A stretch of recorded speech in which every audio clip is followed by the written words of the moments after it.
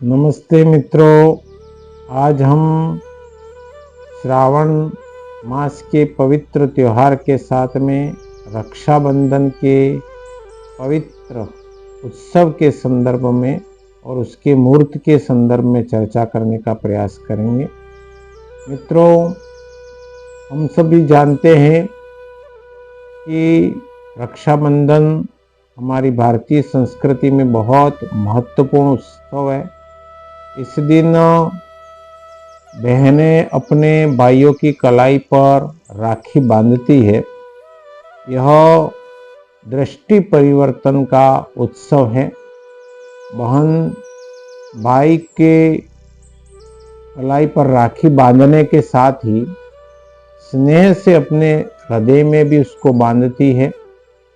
भोग और स्वार्थ के इस जगत में सभी बंधनों में निस्वार्थ बंधन अगर कोई है तो वह है रक्षाबंधन उत्सव। तो हमारी सनातन संस्कृति में हमारे ऋषि मुनियों द्वारा जो आयाम स्थापित किए गए हैं, जिसमें निष्प्रता और पवित्रता एक महत्वपूर्ण विषय है, यह विश्वास का प्रतीक है। और इस त्योहार में हम एक दूसरे के स्नेह के बंधन में बंधते हैं। साथ ही इस दिन जो भी ब्राह्मण देवता जनेऊ धारण करते हैं, वे अपने उपनयन को परिवर्तन करके इस दिवस को उपनयन यानी कि उप यानी समीप और नयन यानी ले जाना, यानी कि गुरु के समीप ले जाना, कह सकते हैं ईश्वर के समीप ले जाने वाला यह त्योहार है। साथ ही जो समुद्र के किनारे रहते हैं, व्यापारी वर्ग बड़ी मात्रा में इस दिन समुद्र देवता का पूजन भी करता है।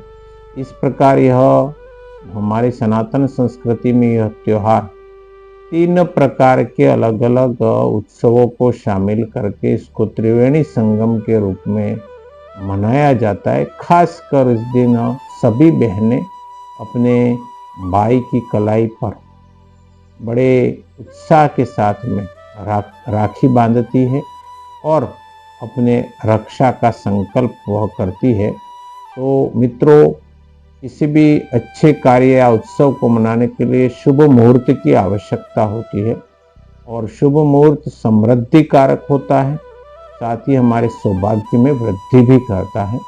तो रक्षाबंधन के इस त्योहार को मनाने के लिए हमारे लिए शुभ समय कौन सा रहेगा, इस विषय पर हम संक्षिप्त में चर्चा करेंगे।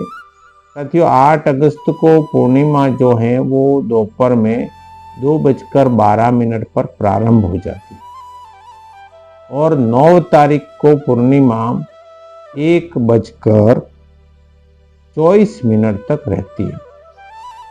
परंतु 8 तारीख को भद्रा होने के कारण से उस दिन रक्षाबंधन का त्योहार नहीं मना के 9 तारीख को प्रातः काल से ही भद्रा मुक्त समय होने के कारण से पूरे दिन उदया तिथि के कारण रक्षाबंधन का त्योहार हम मना सकते हैं।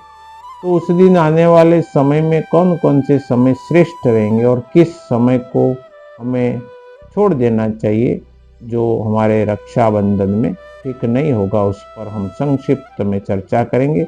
साथियों, सबसे प्रातः काल का जो समय है, जिसमें पहला चौगड़िया छोड़कर अगर दूसरे चौगड़िया जो शुभ चौगड़िया है, जिसमें 7:47 पर से लगाकर 9:25 तक श्रेष्ठ समय है। मैं डूंगरपुर, बांसवाड़ा, उदयपुर और उसके आसपास के क्षेत्र के लिए यह समय काल बता रहा हूँ। उसके पश्चात में 9:25 से 11:03 तक राहु काल रहेगा। उसमें रक्षाबंधन हमें नहीं करना है, उस काल को छोड़ देना है। उसके बाद में अगर अपन और श्रेष्ठ मुहूर्त को देखें तो अभिजीत मुहूर्त 12:14 से 13:07 तक बहुत अच्छा समय काल है। चल चौगड़िया अगर देखें तो 12:40 से 2:18 तक यह भी राखी बांधने का श्रेष्ठ समय। उसके बाद में अगर लाभ चौकड़िया अगर हमारे पास समय और अधिक हो तो 2:18 से 3:56 तक हम रक्षाबंधन कर सकते।